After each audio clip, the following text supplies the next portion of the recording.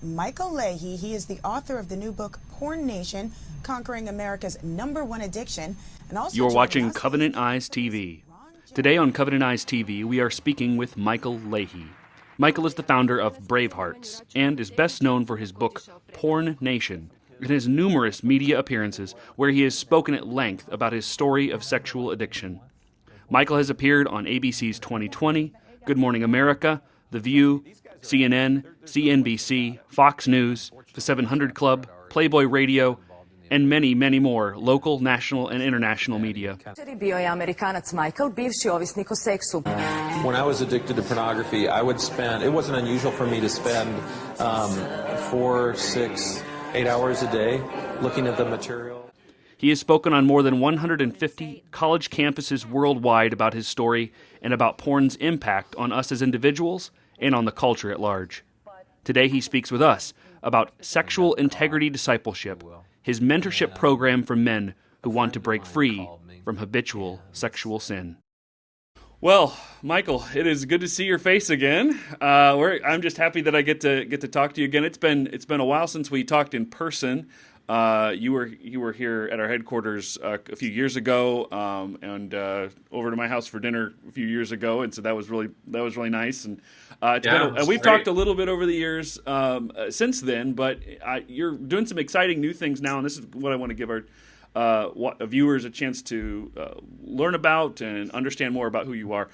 Before we launch into that, though, I really want to help our viewers understand who you are, and because I first got to know you, or first heard about you, when you were doing your Porn Nation tours around around college campuses, and at the time, by the time I caught up with what you were doing, you'd already been on dozens and dozens of campuses by the time I was hearing about it, and was generating a lot of buzz.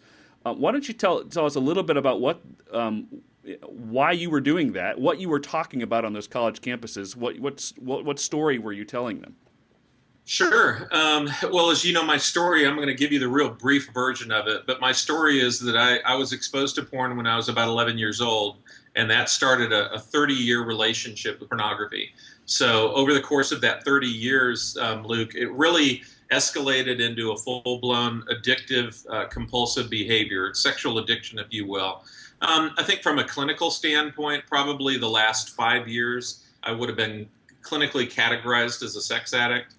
So my story became kind of one of an everyman, because what this led to was using online, using print pornography, then escalating to online pornography over time, and then it became porn with skin on. The stuff online, internet porn wasn't enough, and eventually I had an affair, which again wasn't an isolated event. It was just a progression of the addiction.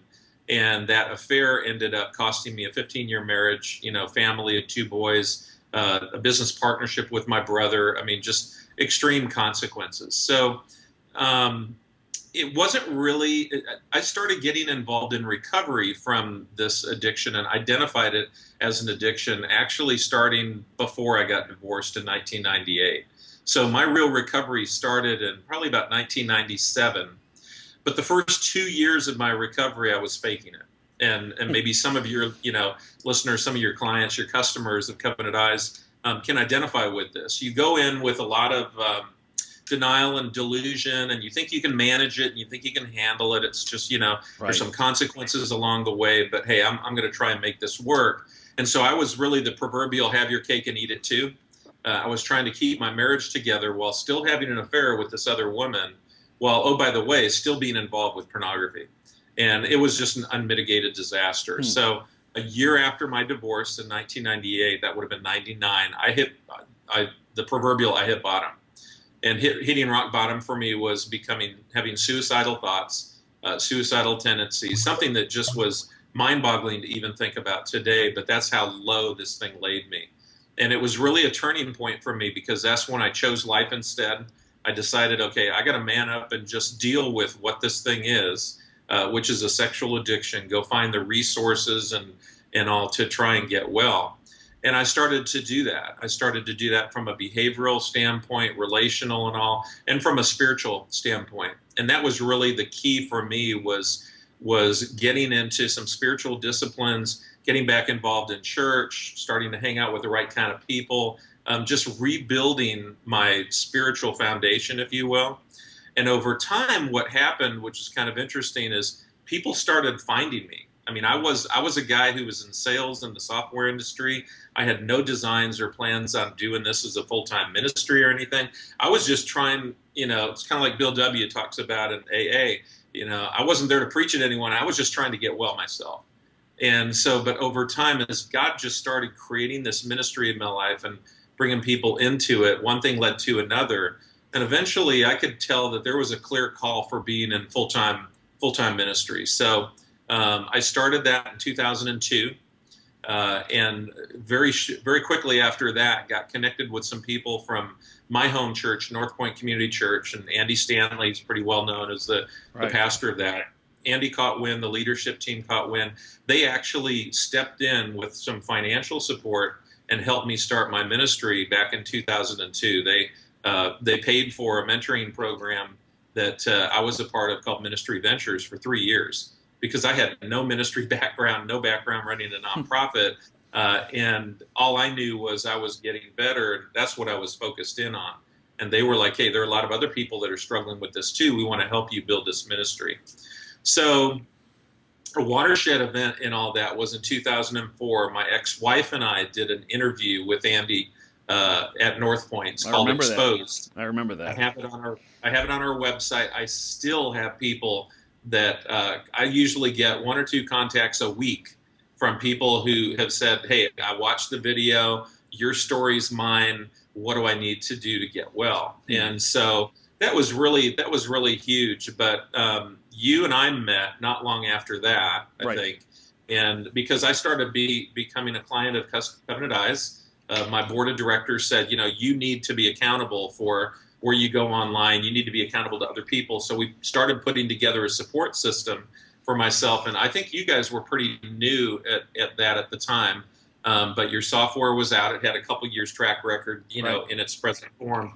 And so that's when I started using Covenant Eyes, and I've been a customer of yours, a paying customer, nonstop since then. And it's really it's kind of a cornerstone in my recovery, because I did act out online so much. So, my ministry grew after the North Point thing. That was about the time that I was starting to connect up with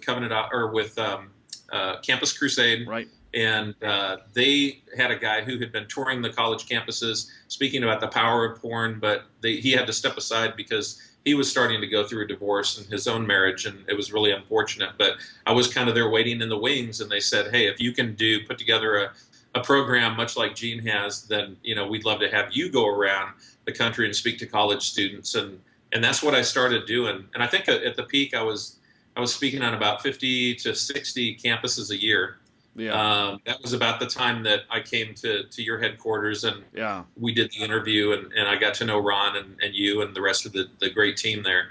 So the last time that we really connected, I was still, after that was a book contract. I've written 5 books off of that contract. I've spoken all over the world. My Campus Crusade started sending me to campuses overseas. So I've been to Bosnia and Croatia and Slovakia. And then the media really caught on, because everywhere I went, we would talk about this event called Porn Nation. Right. And of course, with a catchy phrase like that, people, the media was just like, unless there was a burning issue that they had to put on the news, we were getting nightly news coverage everywhere we went. So I think one of the guys at Crusade, actually, he and I calculated that in that period of time, in about 7 years, I had over 100 million media impressions. Wow. Which is kind of mind-boggling, if you think about it.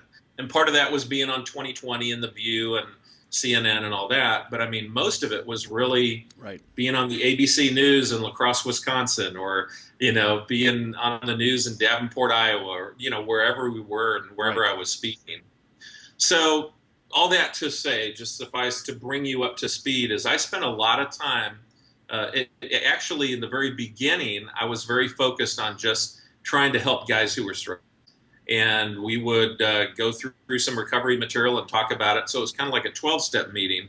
But then the North Point thing happened, and the media stuff happened, and Crusade happened. And I kind of went from working with guys individually on their recovery in small groups into this flying at the 40,000 foot level, Right. and Right. really being a spokesperson for this. And I think even for a while was an official spokesperson for you guys, Right. so Yeah. which was important because awareness is still an issue, Oh, yeah. to try and bring awareness to this. But of late, when I had a chance to get remarried about 7 years ago, and my wife Christine, she was in the Army, so we actually got transferred to Washington D.C. area, and so it was in Washington D.C. where I was really pulled away from a lot of my support system and all my contacts, and it's kind of like the phone was ringing less and not so many speaking engagements. I'd already been doing the Porn Nation event, over 100 events for Campus Crusade, and they were it was kind of like, okay, what's the next big thing? And so things were really kind of slowing down for my ministry. But at the same time, people from Northern Virginia just started calling me and contacting me and saying, kind of like back in the old days, it's like, hey, we heard about you, saw the video, read the book or whatever, and I'm dying here. I can't find any good counselors, can't find any good groups to be, get involved in. My story's like yours. Can you help me? And I remember that I hesitated on that, and I kind of held back, but finally I just, one guy was very persistent, and I said, well, I can walk you through the same material, the same kind of deal that I went through in my recovery, and because I happen to have time for that. So let's go ahead and just start meeting. And that was really the beginning about 4 years ago of this whole kind of shift towards mentoring, and what I would say dropping down from the 40,000 down to working, in the nitty gritty of guys' lives. And I absolutely love it. Yeah, I'm sure. It's encouraging to hear you say that, because we hear all the time, and we hear about recovery groups and support groups for men and women in this situation. We hear about different counselors who do, I'm sure, a great job counseling men and women in this situation. We hear about even online groups. We hear about phone counseling. We hear about different models people have used, different ways that others have got involved in people's lives to help and counsel and really bring some health and healing into people's lives for, maybe for the first time in a long time. But what you're doing, Sure. what is your, how is the model you're using, say, similar or different from some of the different recovery models that people are using today? Mm-hmm. Yeah, no, that's a great question. Well, what you just mentioned, you went through a litany of what I consider to be tools for recovery. Sure. And I've learned over the years in working with guys that are really committed to getting well and doing something about this, that everyone's recovery looks different. Some guys really do well with a 12-step group like SA or SAA, and other guys, it doesn't work for them as well, but they really do well with working with a counselor or a therapist or going through psychotherapy.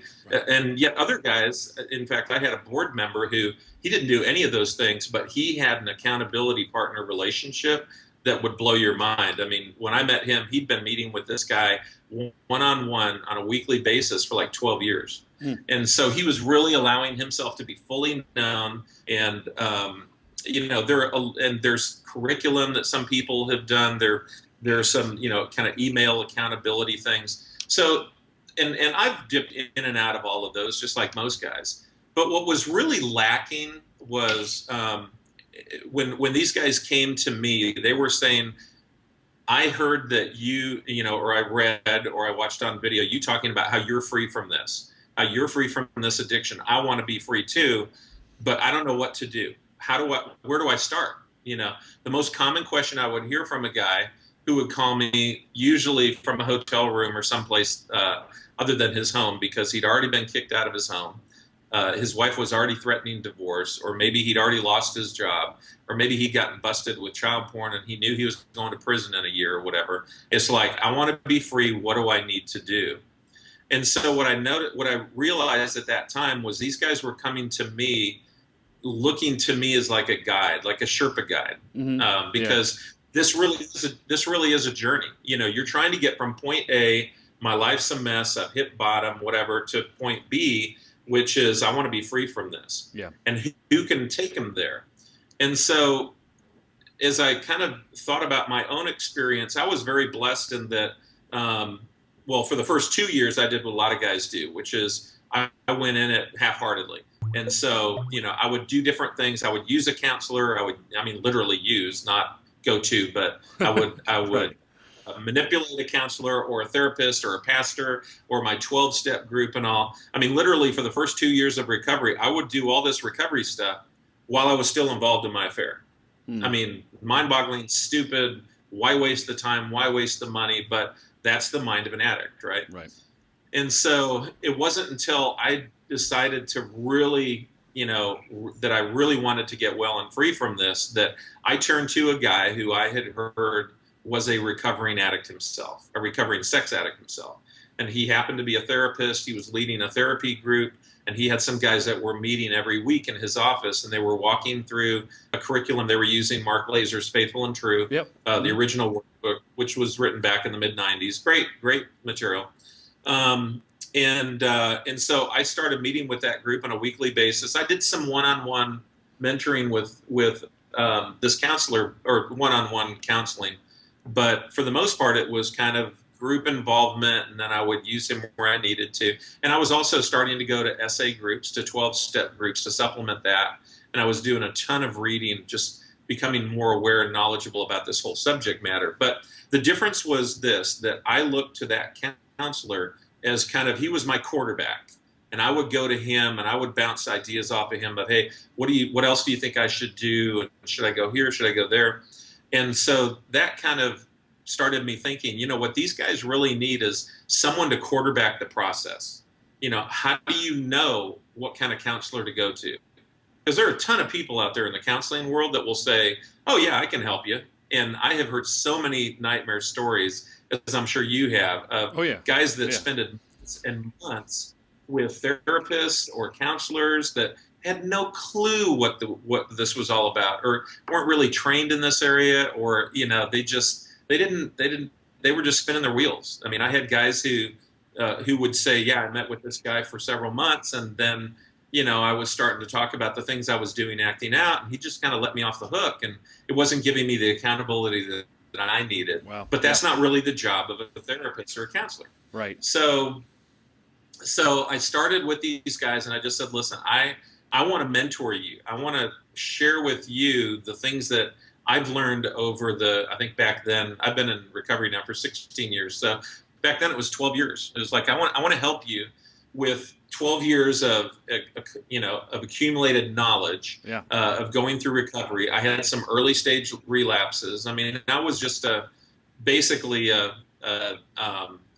model coming right out of Patrick Carnes and his whole, the way he's broken down different levels. And the first 2 years are chaos, and then you start to gain more self-awareness, and the clarity starts to move the fog out of the way and all. And I've been through a lot of those things, so I could help these guys, and I could also help their spouses, in terms of what kind of expectations to have. So that was really the start of it. But what's amazing is, Luke, it wasn't intentional. This was not my plan either. I was firmly, situated in full-time ministry. But in fact, my wife even reminds me, because she's got about a year and a half towards her PsyD in clinical psychology. She wanted to be the counselor. She wanted to be the therapist. Right. And I was the guy who would always say, man, I could never do what these guys do. I could never sit in an office and just have guy after guy after guy come in with their sad story, and I think I'd go crazy. I'd pull my hair out. Who can do that, But this is different. I tell these guys up front, listen, I'm not a therapist. I'm not a counselor. I'm not going to be doing any kind of, psychoanalytical training or put you through exercises. I'm just a guy who went from point A to point B. I was totally addicted, lost everything, and now I've been free for a long time. And so think of me as your Sherpa guide, and I want to take you to the mountaintop, and I've already done that with a bunch of other guys, and I feel like I can help you, and you may need a counselor along the way. I've got a lot of guys who are also struggling with things like ADD up in Northern Virginia, a lot of guys with PTSD who were military, and I'd ask them the question, okay, well, are you seeing a doctor for it? Has he prescribed meds? Are you taking your meds? Because a lot of those guys won't do it because they don't want that to be in their personnel jacket and all. So and then of course dealing with the spouse relationship. Where's your spouse at on this? I mean, has she been traumatized? Well, she obviously has, but to what degree? Is she getting help? Is she supportive, or is she filing for divorce? I mean, helping them navigate those waters also, and keeping the focus on getting well instead of spending all their time talking about their spouse and how they didn't do this or they didn't do that and all. I mean, I tell the spouses, they kind of, I think, sometimes think of me as being the guy who is like their husband's ally, and so they're a little defensive around me. But I'm like, man, I am your best friend. I mean, you can't be a BSer. So, when your husbands come I don't think they realize how hard I am on these guys, and I really am. And I've done everything on a month-to-month basis. And I tell these guys, listen, there's at any point in time, you can leave the program, but I can also fire you from the program. And I tell them to expect to spend about a year working with me minimum. And, but they're free to leave at any time. So everyone's doing this voluntarily. And it's just, man, it has been such a cool experience. I mean, I love it. I love these guys. I believe in them. I believe they're good men. Think about it, Luke. Think about how few guys really come forward to get help for this, compared to how many guys are either addicted or on the path to addiction. Right. So I'm their biggest fans, but I'm tough on them. I use my spiritual gift of exhortation to, reinforce and support, but also to rebuke when I need to. Well, that's great. Are all these relationships face-to-face, knee-to-knee, meeting with them personally relationships? Are you doing some of these long distance, online, over the phone? How does that work? Well, that's a really cool thing, and this kind of evolved too. The first couple of guys that I mentored, it was face-to-face, and that's kind of what I was thinking was going to be needed for this model. But remember, I started my ministry doing telegroups. Yeah. So I started years ago with this idea of helping guys who are beyond the reach of, counseling and 12-step groups or whatever, good recovery resources. So I kept meeting with the guys face-to-face, but then my wife finished her 4-year term in the Army, and we had decided that we were going to move back to Atlanta, which is kind of our home base. And so I'd already been mentoring, one of the guys over a year, actually all three of them over a year, one of them coming up on 2 years. And mentioned to him, I said, listen, I'm moving back to Atlanta, and know we've been walking through this together. I feel like I can continue to mentor you over the phone. If you want to do that, we can meet over the phone. We can meet over Skype or, whatever works. But if you want to, I'd be more than happy to continue that, because we had more work to do, in the recovery process. And all of them, they were like, yeah, that'd be great. And so when I moved back down here, I started meeting with those guys over the phone. Now, of course, I had a face-to-face relationship with them for some time, so that helped to, build a strong foundation. Right. But then I started getting calls. Then I started getting calls from other guys from, Virginia, and then I got a call from a guy up in the Midwest, and then I started getting calls from guys out on the West Coast. I got a call from a guy in South Africa who said he was struggling and he needed help. Another call from a guy in Colombia, South America. And so it was the same line. It's like, well, I can mentor you over the phone or Skype or whatever. And I would say that right now, 2/3 of my clients, easily, if not 3/4, are clients that I meet with over the phone. There are 27 men that I'm mentoring in total. 7 of them are just involved in my what I call redemptive life group. So it's the teleconferencing call. Back to the origin of my ministry, we meet once a week for an hour and a half, but with a group of other guys. We go through the same material and same process. They have an opportunity to check in at the front end of it. Let folks know in the call how they're doing. So it follows the same same process as I do in the one-on-one mentoring with guys when I'm mentoring over them over the phone or via like Skype. But yeah, of the 20 guys that I'm meeting with face to face, 7 of them are of the 20 guys that I'm mentoring who are just one-on-one mentoring, 7 of them I'm meeting with them locally here in the Atlanta area. But the other 13 are all phone based. I mean, some of these guys I've never really met them, and most of those are just over the phone. They're not Skype. Okay. So, and what I found is over time, the process works just as effectively. These are tools that I never had access to. And my thing has always been telling guys, listen, if you really want to get well, you can just go to 12-step meetings and really apply yourself, really work the program, not spend a penny, going to counselors or with mentors like me or whatever, and get well. I mean, it just really comes down to what you feel is going to be most effective for you. But I do tell them that I believe that anytime you use like a licensed counselor or a mentor like myself or a therapist, you're accelerating your recovery because while it may take the same amount of time to be able to go through different stages, you are gaining, you're using your time more efficiently. Yeah. So far it's been a win-win. That's great. And for whether it's face-to-face or the guys over the phone, are you asking their spouses, if they have a spouse, are you asking them are they asking to be a part of the process, to step in, to talk to you personally over the phone or whatever? Are you having a lot of conversations with them, or is it mostly with the guys you're counseling? I started in the beginning, I started mentioning that, the focus of my attention is to work with the guys, right, to get them well. I knew that the women needed help too, but just from a boundary standpoint, that was not something that I was planning on doing. Sure. That would have been a very unhealthy, practice for me.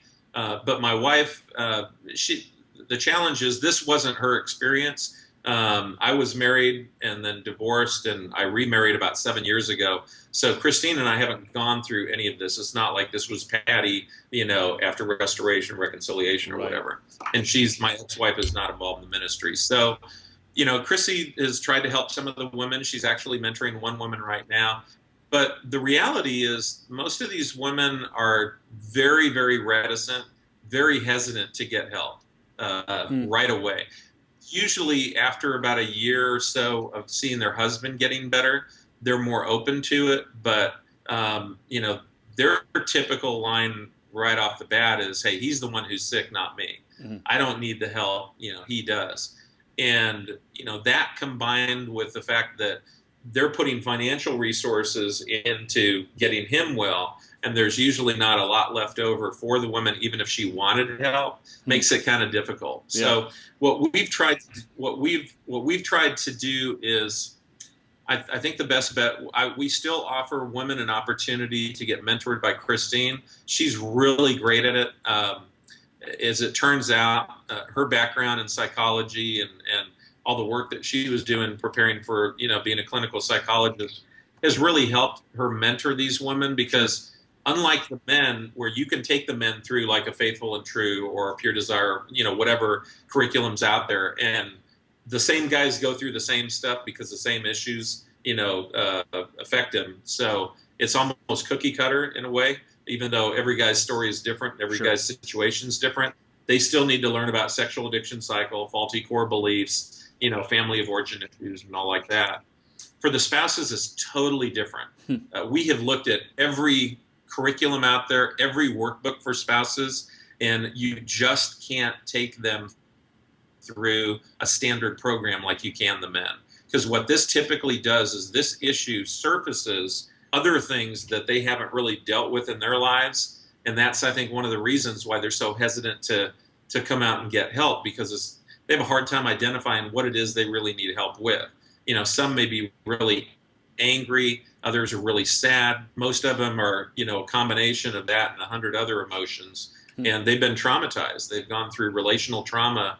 And so it takes them a while to be willing to ask for help, even though they need it right out of the gate. So that's a challenge. I'm sure.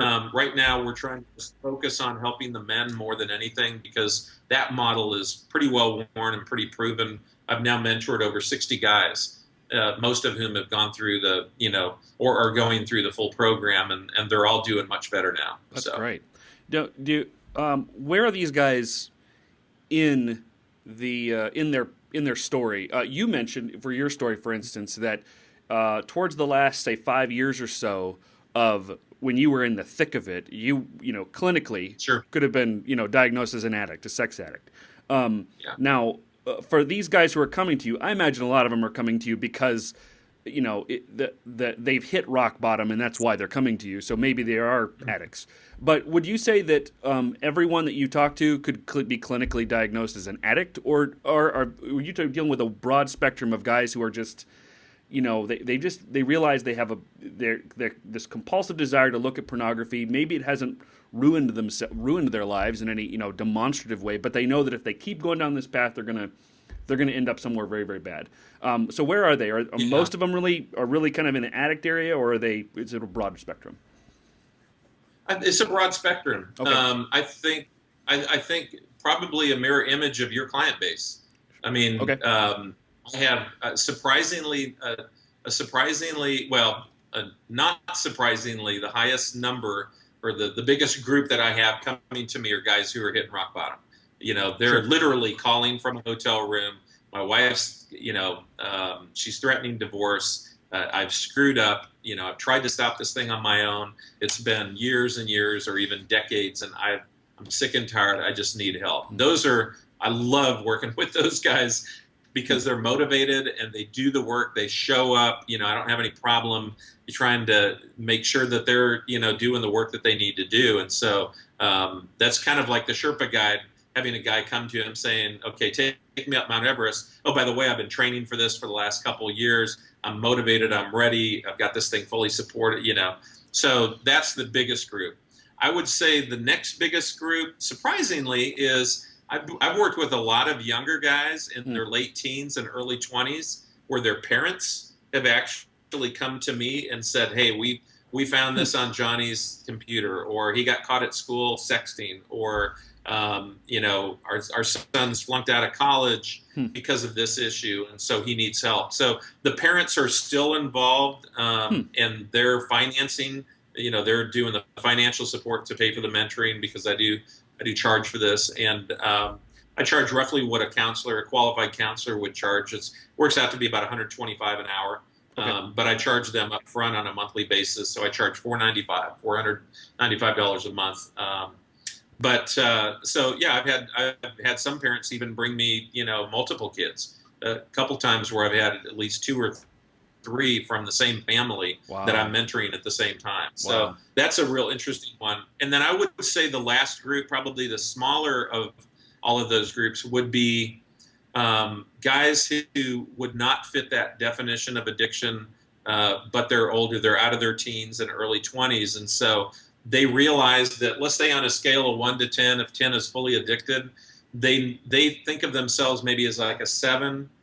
One even I started working with recently who says I feel like I'm a 6, but I know that I'm pointed towards the 10, and I feel like I'm pulling that way, and so I really want to solidify I want to head the other direction, solidify my recovery, and actually several guys who have been in recovery for several years, and same kind of a story. I'm sitting there at about a 7, but I was maybe a 5, and I kind of backslid a little bit, or maybe they've worked on their recovery, but now they're in a committed relationship, so they're feeling the pull of becoming, sexually active and all that, and so they feel like they just need that added accountability. So that's a growing group, and I think that when I talk about the resources and what's a good fit for guys, if you're an 8, 9, or a 10, which means either you're addicted or you're really close, you're definitely on that path and you've had a lot of consequences, without a doubt, they need the one-on-one mentoring, without question. If not with me, counseling or therapy or something, they need to be intensive on this. But the guys who are like the 5, 6s, and 7s, I tell them that, the one-on-one mentoring would help if they want it. They can do that. But usually it's not going to be a full year-long thing. Sometimes it's just to give them a quick start for a couple months. But then I encourage them to get involved in my Redemptive Life group, that telegroup I was telling you about. Mm-hmm. And several are doing that. And it's really helping them because, again, they're able to be with a community of others. And this is all faith-based. So they're with a community of other believers. And we're going through working on the clinical as well as the spiritual. And that's exactly what they need, because they know they're not going to get the spiritual as strong in a 12-step as they would this, at least not an SA or an SAA group. Sure. So, yeah, that's kind of the mix. And if people wanted to hear more about this or learn more about this, where do they go online to find out more about whether it's the mentoring or the group? Yeah, the one-on-one mentoring and group mentoring, that go to bravehearts.net. So it's just like the movie, but with an S. So bravehearts.net.